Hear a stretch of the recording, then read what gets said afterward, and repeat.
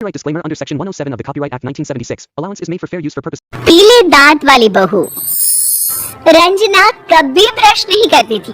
उसे कितनी बार उसके माँ बाप ने डांटा, लेकिन उसका कोई असर उस पर होता ही नहीं था, जिस कारण से उसके दांत पीले पीले हो जाते हैं।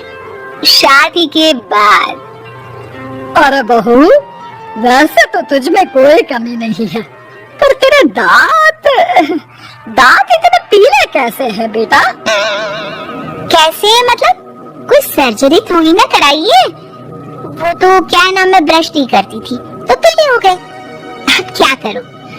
आप कहें तो लाल करवा लूं या फिर काले? यार ये क्या है, क्यों माँ से लड़ रही हो? लड़ रही हूँ? अरे मैं लड़ रही हूँ या ये बोल रही है कि दांत पीले है, पीले। अरे तपस्या थोड़ी ना की है इन्हें पीले करने के लिए, बकायदा ब्रश नहीं किया है 20 साल तक, तब जाकर। कैसी बात कर रही हो? ये उस वक्त तो पीले नहीं थे जब हम लोग तुम्हें देखने आए थे। अरे तब साफ करवा लिया होगा डेंटिस्ट के पास जाकर। अब देखो कैसे पीले पीले लग रहे हैं। रंजना सास की तरफ गुस्से से देखती है। फिर शुरू हो गई पीले पीले पीले। अरे पीले तो तब भी थे जब मेरे हाथ का रसगुल्ला उड़ा उड़ा कर खा रही थी और बोल रही थी, लड़की नहीं गुणों का खजाना दे रहे भाई साहब। अब वो लोग करते भी तो क्या करते, पीले दांत वाली बहू पल्ले पड़ी थी तो झेलना तो था ही। एक दिन कीर्तन में रंजना गाना गा रही थी। अरे कमला बहन, माँ का द्वार आया तो सब शुद्ध होकर आता है, फिर अपनी बहू को ब्रश भी नहीं कराती तुम। दूर से पीले पीले दांत भक्ति में बाधा उत्पन्न कर रहा है। और कोई 2 साल के बच्चे थोड़ी ना लेकर आई हूँ मैं बहू बनाकर, अच्छी खासी लड़की है। अरे कैसे करवाऊं ब्रश, ये तो उसे खुद करना चाहिए ना। अब माँ बाप तो इसके जैसे तैसे निपटा दिए, ये नहीं सोचा कि सास कैसे संभालेगी। सास बहू को लेकर घर आ जाती है, लेकिन सोच लेती है कि अब इसे लेकर कहीं नहीं जाएगी। अगले रोज बहू कहती है, अरे क्या हो गया, मंदिर नहीं जाना क्या? कीर्तन का वक्त हो रहा है। मेरी मधुर वाणी से कान्हा जी जागते हैं और सोते हैं। आप तो जानती है ना उनकी भक्ति में कितना मन लगता है मेरा। वो क्या है ना, तबीयत ठीक नहीं लग रही है मेरी, आराम करूंगी मैं। तबीयत ठीक नहीं लग रही? अभी तो मिथुन के गाने पर नाच रही थी आप, और अब बोल रही है कि तबीयत ठीक नहीं लग रही। अरे भक्ति में मन लगा लो सासू माँ, ऊपर जाना है, क्या मुंह दिखाओगी आप? हाँ? सास को बहू की बात पर गुस्सा आ जाता है। मैं क्या मुंह दिखाऊंगी, इसकी चिंता तो ना कर, समझी? अपने मुंह की चिंता कर, जो ये पीले पीले दांत लेकर हर जगह पहुंच जाती है। पता है लोग कितना मजाक बनाते हैं।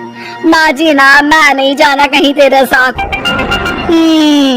तो ये बात है, कोई ना, मत जाओ, मैं अपने कमरे में ही बैठकर भक्ति कर लूंगी। ऊपर वाला दांत थोड़ी ना देखता है, मन देखता है, भावना देखता है। और अरे बस बस, तू सब कुछ दिखा, बस ये सफेद चमकदार दांत ना दिखाना किसी को, है? जा यहाँ से। बहू को सास की बात का कोई फर्क नहीं पड़ता, वो तो जैसी थी वैसी ही रह जाती है। सुबह नहाकर किचन में खाना बनाना, फिर खाना खाना, कीर्तन भजन करना और सो जाना। एक दिन, माँ जी मैं सहेली के घर जा रही हूँ, शाम को लेट आऊंगी। हाँ तो जाना, मैंने कौन सा तेरी आरती करनी है घर पर बैठकर। रंजना सहेली के घर जाती है, जहाँ वो पार्टी में जाने की तैयारी कर रही होती है। अरे शिखा, कहाँ जाने की तैयारी कर रही है? मैं गलत वक्त पर आ गई क्या? अरे नहीं यार, उल्टा सही वक्त पर आ गया। मैंने ये साड़ी और ज्वेलरी निकाली है यार, शाम को इनके ऑफिस की एक पार्टी में जाना है। बताना कैसा लग रहा है ये सब? नहीं यार, इस ड्रेस के साथ तो वो वाली ज्वेलरी अच्छी लगेगी। हाँ सही बोल रही है, मैंने ध्यान ही नहीं दिया। वैसे तो हमेशा से मस्त फैशन सेंस रखती है। तो बड़ा जाती होगी ना पति के साथ पार्टी में। रंजना कुछ नहीं बोलती, बस सोचती है कि यार काश ये बात सही हो जाती, पर मैं क्यों नहीं जाती पार्टी में? क्या इन लोगों की कोई पार्टी होती नहीं होगी? रंजना घर आती है और रात में पति से सवाल करती है, एक बात बताइए, आप मुझे किसी पार्टी में क्यों नहीं ले जाते? क्या आपकी यहाँ ऑफिस में पार्टी नहीं होती? पति बेचारा क्या कहता कि दांत पीले हैं तुम्हारे इसलिए। अरे कोई पार्टी होती नहीं हम लोगों के ऑफिस में, तो कहाँ से लेकर जाऊं?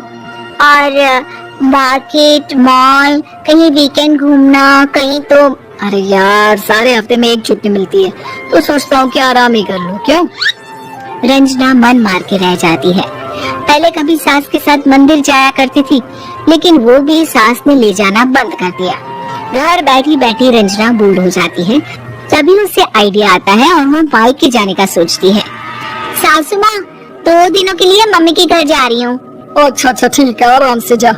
और हाँ, माँ से कुछ अच्छी आदत सीख कर आना कि कैसे शरीर के हर भाग की तरह दांतों की सफाई भी जरूरी होती है, समझी?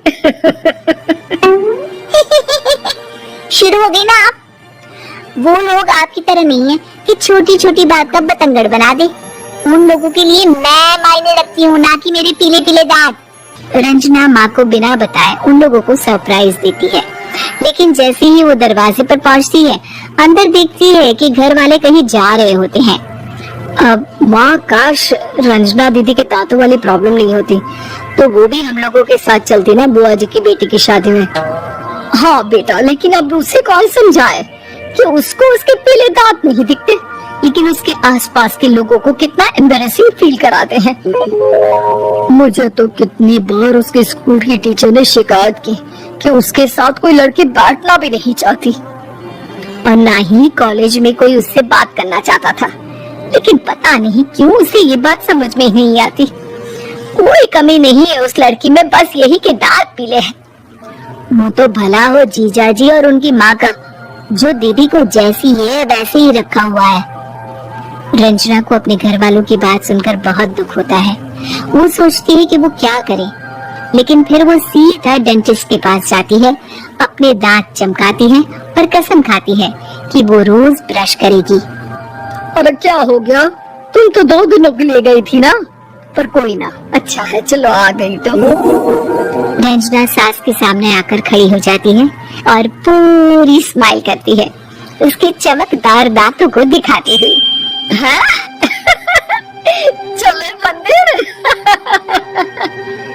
माँ, मुझे माफ कर दीजिए, मैंने आप लोगों को बहुत एम्बैरेसिंग फील करवाया। मैं आज से रोज ब्रश करूंगी।